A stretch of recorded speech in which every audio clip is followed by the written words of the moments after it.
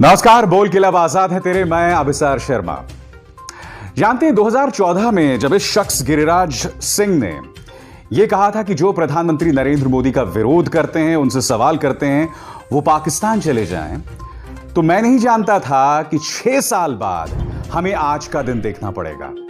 अब आप कहेंगे आज क्या हुआ, तो मैं आपको बता दूं आज क्या हुआ।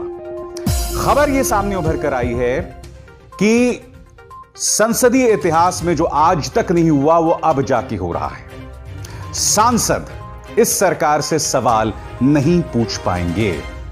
जो प्रश्नकाल होता है या जो शून्यकाल होता है वो होने ही नहीं वाला है।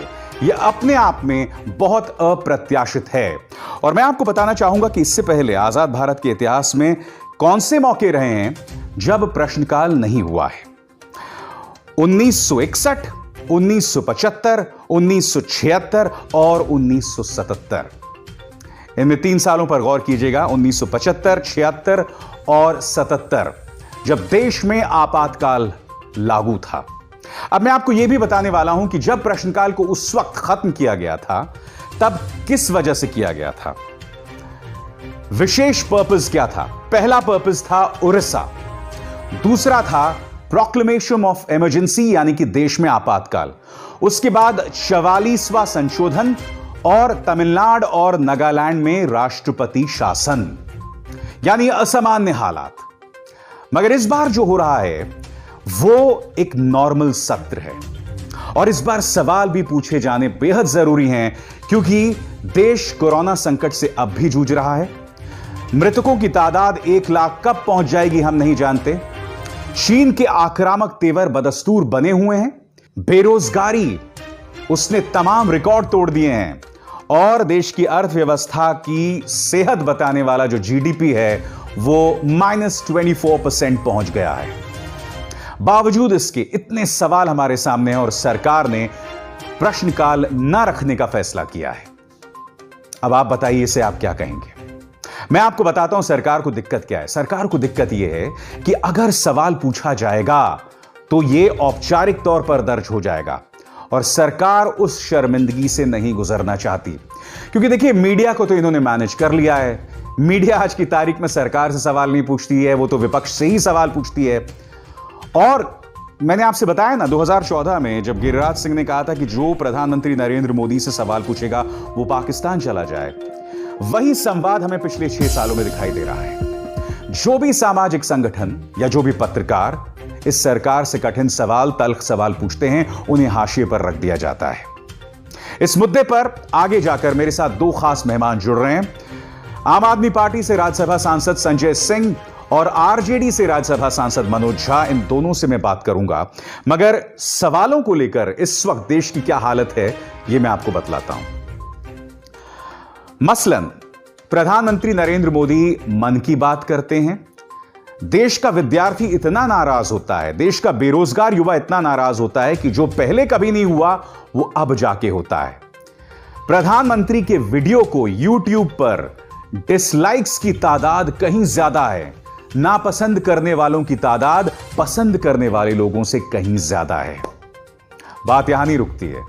मैंने पहली बार इस बात को नोटिस किया कि जब से प्रधानमंत्री कार्यालय का यूट्यूब चैनल हुआ है, शुरू हुआ है आज से 6 साल पहले, तब से लेकर अब तक आप उस पर टिप्पणी नहीं कर सकते। हर वीडियो पर आप अपनी राय नहीं व्यक्त कर सकते। यानी कि सवालों को कुचलने की नींव आज से 6 साल पहले से रखी जा रही थी। और यह सरकार क्या करती है, इसका प्रचार तंत्र क्या करता है। यह शख्स आपके स्क्रीन पर है, इसका नाम है अमित मालवीय। यह शख्स यह कहता है कि आज की तारीख में प्रधानमंत्री के वीडियोस में जो डिसलाइक्स आ रहे हैं, यानी कि जो लोग नापसंद कर रहे हैं, यह टर्की से बॉट्स हैं, जिन्हें कांग्रेस ने जो है पैसे के जरिए खरीदा और यह काम कराया जा रहा है टर्की से। अब हो सकता है अमित मालवीय जी को इस बात का तजुर्बा हो, मगर यह अपने आप में हास्यास्पद है कि वो आईटी सेल जिसके गुर्गे महिला पत्रकारों को गंदी गंदी गालियां देते हैं। मैं नहीं भूला हूं कि जब गौरी लंकेश की हत्या हुई थी तब इनमें से एक गुर्गा, जिसे प्रधानमंत्री नरेंद्र मोदी फॉलो करते हैं, उसने जश्न मनाया था, उसने इतने अपशब्दों का इस्तेमाल दिवंगत आत्मा के लिए किया था जिसकी हम कल्पना भी नहीं कर सकते हैं। इस वक्त भी सुशांत सिंह राजपूत, रिया चक्रवर्ती को लेकर जो पूरा प्रकरण चल रहा है, जिस तरह का गंध, जिस तरह की गंदगी हम देख रहे हैं बीजेपी आईटी सेल द्वारा प्रचारित और प्रसारित, आप और हम उसकी कल्पना भी नहीं कर सकते हैं, मगर ये हो रहा है। और आज की तारीख में यही लोग सवाल से डरते हैं। मैं आपको बता दूं, मेरे साथ दो खास मेहमान हैं। सबसे पहले मैंने रुख किया आरजेडी सांसद मनोज झा का, और उनसे देखिए मेरा यह इंटरव्यू। तो मेरे साथ इस वक्त जुड़ गए हैं आरजेडी से राज्यसभा सांसद मनोज झा। मनोज जी, स्वागत है आपका। शुक्रिया। मनोज जी, आजाद भारत के इतिहास में ऐसे बहुत कम मिसालें रही हैं जब प्रश्नकाल को इस तरह से स्थगित किया गया हो। 2 या 3 मिसालें रही हैं, और वो बहुत ही अजीबोगरीब हालात, जिनमें एक आपातकाल था, प्रोमलगेशन ऑफ इमरजेंसी। अब क्वेश्चन आवर को सस्पेंड करना, ये तो कल्पना से भी विचित्र है। देखिए, मैं स्पष्ट तौर पे एक बात कहूं कि सर्वपल्ली राधाकृष्णन ने कहा था कि पार्लियामेंट का 2 फंक्शन है, एक है लेजिस्लेटिव और एक है डेलिबरेटिव फंक्शन। अब आप जाहिर तौर पर अगर प्रश्नकाल को खत्म कर देते हैं, 0 आवर को आधा कर देते हैं, तो आप संसदीय लोकतंत्र की आत्मा को खत्म कर रहे हैं। मैं क्यों चिंतित हूं? क्योंकि इससे ज्यादा खतरनाक संकेत नहीं मिल सकता था। इमरजेंसी के दौरान आपने डिक्लेयर्ड एक इमरजेंसी थी, क्या हम एक अनडिक्लेयर्ड इमरजेंसी के काल में रह रहे हैं? क्योंकि खास तौर पे अभी तो प्रश्नकाल का समय बढ़ाने का वक्त। मैं क्यों कह रहा हूं कि कोरोना का मैनेजमेंट, मिसमैनेजमेंट, सरहद के हालात, जीडीपी का कॉन्ट्रैक्शन, ब्लीडिंग इकोनॉमी, अनएम्प्लॉयमेंट, एक social, cultural, political, economic crisis, सब कुछ चल रहा है। वैसे संदर्भ में अगर आप प्रश्नकाल को खत्म कर रहे हैं, 0 आवर को ट्रंकेट कर रहे हैं, तो मैं समझता हूं कि फिर एक रिचुअल से ज्यादा संसद नहीं रह जाएगी। अगर आपने तय कर लिया कि संसद को रिचुअल में रिड्यूस कर दें, तो मैं तो सिर्फ कल्पना कर सकता हूं कि आगे हम कौन कौन से क्षण और देखेंगे। नहीं हो तो हम देख ही रहे हैं, तमाम इंस्टीट्यूशंस जो हैं वो बस कहने के लिए रह गई हैं। जिस बिरादरी का मैं हूं, वो तो आप जानते ही वहां की हकीकत, वो अब भी आप लोगों से सवाल पूछती हैं, आप जो लोग विपक्ष में हैं। मुझे ऐसा लगता है मनोज जी कि क्योंकि एक बार क्या होता है, संसद में जब मनोज झा खड़े होकर सवाल पूछते हैं या कोई भी सांसद खड़े होकर सवाल पूछते हैं, तो वो रिकॉर्ड का हिस्सा हो जाता है, सरकार की जवाबदेही बढ़ जाती है। सरकार इस चीज को भी टालना चाहती है, इसलिए मैंने कार्यक्रम की शुरुआत में कहा मनोज जी, ये कल्पना से भी विचित्र है। देखिए, ये कल्पना से विचित्र है, लेकिन आप ये संदर्भ को देखिए कि पार्लियामेंट को अगर आप एनालिसिस करें पार्लियामेंट्री प्रोसीजर की बीते 6 वर्षों में, तो धीरे धीरे एक बात जो मैंने लिखा भी इस पर, कि सरकार बनाने के लिए मेजॉरिटी इन पार्लियामेंट जरूरी है, लेकिन majority in parliament is not a licence for a majoritarian parliament. ये मेजॉरिटेरियन पार्लियामेंट में खुद को तब्दील कर रहे हैं, जिसकी वजह से इनको, जैसे आप प्रश्नकाल को खत्म कर रहे हैं, क्या आपने किसी से बात की? क्या संवाद हुआ? क्या लोगों ने ये तय किया? मैं बार बार क्यों कह रहा हूं कि शायद अभी जरूरत थी प्रश्नकाल को बढ़ाने की, 0 आवर को बढ़ाने की। आप 4 घंटे के लिए सत्र रख रहे हैं। 4 घंटे में क्या सिर्फ आप चाहते हैं कि आपके अध्यादेश पे एक मुहर लगाने का काम करे संसद? या संसद जनप्रतिनिधि होने के नाते संसदीय लोकतंत्र में लोग जन सरोकार के मुद्दों पर सरकार को सवाल पूछ पाए?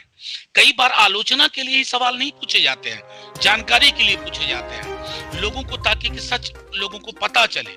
कई मसलों पर चूंकि पारदर्शिता का आमतौर पे हमने बीते दिनों अभाव देखा है। संसद के खुद के दस्तावेज कहते हैं कि ये अनफेटर्ड पार्लियामेंट्री राइट है।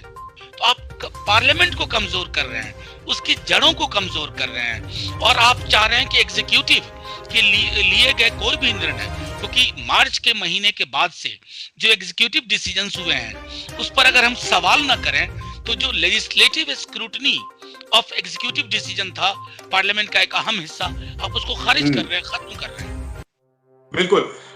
देखिए, जिन तमाम मुद्दों को आपने गिनाया, चाहे कोरोना हो, चाहे जीडीपी हो, चाहे इकोनॉमी हो, चाहे लगातार बढ़ती अनएम्प्लॉयमेंट हो, चाइना के साथ चाइना का जो लगातार आक्रमणकारी तेवर बना हुआ है, इन तमाम मुद्दों पर सरकार को कटघरे में रखना चाहिए। सबसे बड़े दुख की बात यह है कि एक जो संस्थान है मीडिया, एक जो तबका है मीडिया, उससे सवाल करना चाहिए, वहां धराशायी हो गए सवाल, उल्टा चीजों को भ्रमित किया जा रहा है। अब यहां इतने बड़े बड़े सवाल जो हैं वो मुबाहे खड़े हैं, उसको लेकर अब अंकुश लगाने का प्रयास है। मैं आपसे एक बात समझना चाहता हूं, अब सांसद क्या करेंगे, क्योंकि मैं लगातार दे रहा हूं ताकि चाहे आप हो, शशि थरूर हो, डेरेक ओब्रायन हो, मैं इन तमाम लोगों को पढ़ रहा हूं इस वक्त सोशल मीडिया में जो इस पर अपना आक्रोश व्यक्त कर रहे हैं। मैं जानना चाहता हूं कि क्या कोई साझा रणनीति होगी आप सबकी ताकि इस मुद्दे को संबोधित किया जा सके। देखिए विशाल जी, मैं समझता हूं कि एक साझा रणनीति बनानी होगी, और अगर हम ये रणनीति नहीं बनाए तो मैं समझता हूं कि संसदीय लोकतंत्र की महत्वपूर्ण रवायतों और परंपराओं के जमींदोज करने में, उसको कब्र में पहुंचाने में सिर्फ सत्ता की भूमिका नहीं होगी, हमारी भी भूमिका होगी। आने वाली पीढ़ियां हमसे भी पूछेंगी कि जब ये सब हो रहा था तो आप क्या कर रहे थे जनाब। मैं चिंतित हूं, ना सिर्फ एक दल के नुमाइंदे के रूप में, एक प्रवक्ता, एक एक्टिव सिटीजन के रूप में, ये हर किसी को चिंतित होना चाहिए, परेशान होना चाहिए कि ये एक तरह से शुरुआत है। आने वाले दिनों में अगर संसद का सत्र भी ना बुलाया जाए, हम किस मुंह से सवाल उठा पाएंगे। संसद में सबसे महत्वपूर्ण उपकरण प्रश्नकाल है, आप उस महत्वपूर्ण उपकरण को खत्म कर रहे हैं। यानी कि जो मैंने पहले कहा कि आप संसद की गरिमा को ठेस पहुंचा रहे हैं। तो ये थे मनोज झा। अब हम बात करते हैं आम आदमी पार्टी के सांसद संजय सिंह से। संजय सिंह से मैंने यही सवाल किया, एक ऐसा वक्त जब इतनी समस्याएं मुंह खड़ी हैं, सरकार प्रश्नकाल को ही खत्म कर देती है, ये क्या बतलाता है? संजय सिंह ने क्या कहा, आप खुद सुनिए।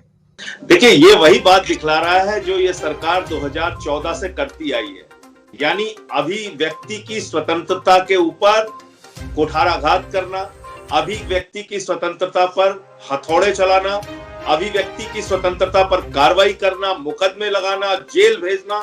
तो ये जो इस सरकार की सोच है कि लोकतांत्रिक संस्थाओं को, संवैधानिक संस्थाओं को लगातार कमजोर करो, वो चाहे सुप्रीम कोर्ट हो, वो चाहे पार्लियामेंट हो, वो चाहे असेंबलीज हो, वो चाहे खरीद फरोख्त के जरिए हो, यानी डेमोक्रेसी और देश के संवैधानिक ढांचे को कमजोर करने की जितनी कोशिश हो सकती है वो ये लगातार 2014 से सरकार करती आ रही है।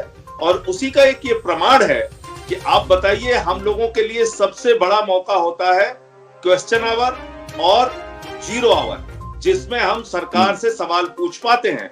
और अगर आप उसको ही खत्म कर दे रहे हैं, क्योंकि 15 दिन पहले सूचना आती है अगर आप जिस विभाग से सवाल पूछना चाहते हैं, मेरे पास इस बार सूचना नहीं आई तो मैं हैरान था ये बात जान के, और उस बात की पुष्टि भी अब हो गई कि क्वेश्चन आवर नहीं है। तो मुझे समझ में नहीं आ रहा है कि इतने महीनों के बाद अगर खाना पूर्ति करने के लिए पार्लियामेंट बुलाई भी जा रही है तो आप क्वेश्चन आवर और जीरो आवर क्यों खत्म करना चाहते हैं? क्या आपको कोविड पर पूछे गए सवालों से डर है? क्या आपको प्रवासी मजदूरों के पीड़ा और तकलीफ का जो मुद्दा है वो उठाने से डर है? क्या अर्थव्यवस्था की जो हालत है, जो आज चौपट हो चुकी है, -23% देश की जीडीपी जा रही है, उसका सवाल पूछने से डर है? क्या आपको भारत चीन सीमा पर जो विवाद की स्थिति है उस सवाल को पूछे जाने से डर है? तो मुझे लगता है कि ये तमाम सवाल हैं जिससे सरकार बचना चाहती है, और इसीलिए उन्होंने सांसदों को प्रतिबंधित किया है कि वो क्वेश्चन आवर में सवाल न पूछ सके। नहीं, मुझे लगता है ये और भी गंभीर समस्या है संजय। मुझे ऐसा लग रहा है कि संसद की जो गरिमा है, संसदीय मर्यादा की गरिमा को ठेस पहुंचाने का प्रयास है। मैं आपसे ये समझना चाहता हूं, फिर ऐसे में आप लोग क्या करेंगे? देखिए, मुझे लगता है कि पार्लियामेंट चले और सरकार को अकेले कार्रवाई करने की छूट दे दी जाए, वो तो किसी हालत में ठीक नहीं होगा। इसलिए हम लोग ये दबाव बनाएंगे कि भाई ये क्वेश्चन आवर और जीरो आवर क्यों नहीं रखा गया, इसको सरकार जवाब दे और क्वेश्चन आवर और जीरो आवर रखा जाए।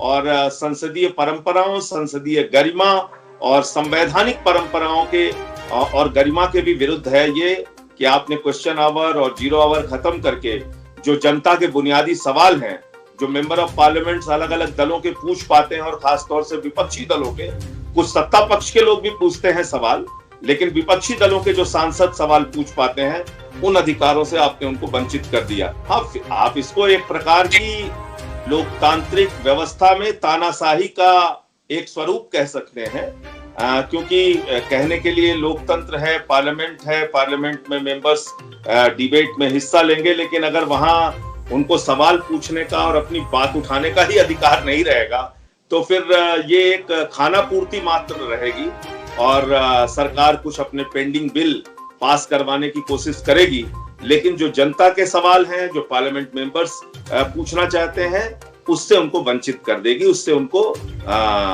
प्रतिबंधित कर देगी। जब सरकार लगातार इस प्रकार की कार्रवाइयां करती है तो उससे कहीं ना कहीं जनता में एक रोष पैदा होता है। आपने देखा कि इस लॉकडाउन के दौरान करोड़ों लोगों ने किस प्रकार की दुश्वारियों का सामना किया, 2 वक्त की रोटी के लिए तरस गए, हजार किलोमीटर पैदल चलते रहे, ट्रेन की पटरियों पर उनकी मौत हो गई, रेल के डिब्बों में उनकी मौत हो गई, प्लेटफॉर्म पे उनकी मौत हो गई, चलते चलते उनकी मौत हो गई। और मुझे लगता है कि इन सारे कठिन सवालों का, इन सारे सरकार के चेहरे को बेनकाब करने वाले सवालों का जवाब न देना पड़े, इसी कारण से ये क्वेश्चन आवर को और 0 आवर को खत्म किया गया है। तो ये अपने आप में अप्रत्याशित है अगर सवाल ही नहीं पूछने दिया जाएगा, क्योंकि जैसे मैंने कार्यक्रम की शुरुआत में बताया, आज की तारीख में हमारा जो मीडिया है वो सवाल विपक्ष से ही पूछता है, सरकार से तो पूछता ही नहीं है। मैं आपको एक छोटी सी मिसाल देता हूं। चीन को लेकर जो पूरा प्रकरण चल रहा है, अचानक कुछ तस्वीरें सामने उभर कर आती हैं और पूरा मीडिया यह प्रचार और प्रसार करने लगता है कि यह वो पहला प्रमाण है कि जो 20 भारतीय सैनिक शहीद हुए थे, उसके जवाब में हमारे सैनिकों ने करीब 100 चीनियों को मार दिया था। यह तस्वीरें दिखलाई गई थी। मगर जब ऑल्ट न्यूज ने इसकी पड़ताल की तो यह पता चला कि यह जो कब्रगाह दिखाई गई है, जिसमें 100 कब्रगाह हैं, यह तमाम कब्रगाह 1962 की हैं। जब 1962 से भारत और चीन का युद्ध हुआ था, यह उस वक्त की कब्रगाह है। मगर मीडिया ने इसे प्रमाण के तौर पर पेश किया कि भारत ने 100 चीनी सैनिकों को मार दिया था। तो इस तरह का प्रचार चल रहा है। ना सवाल पूछता है मीडिया, ना सरकार सवाल पूछने देता है पत्रकारों से, और अब तो वो सांसदों पर भी अंकुश लगा रहा है। ये मेरे देश की दशा हो रही है। मगर जैसे मैंने कहा और हर बार कहता हूं कि देश की जनता तो सुशांत सिंह राजपूत और रिया चक्रवर्ती पर जो जहरीला प्रोपेगेंडा कुछ चैनल्स चला रहे हैं, या अधिकतर चैनल्स चला रहे हैं, वही देख के खुश है। हिंदू मुस्लिम पर फूहड़ डिबेट्स देख के खुश है।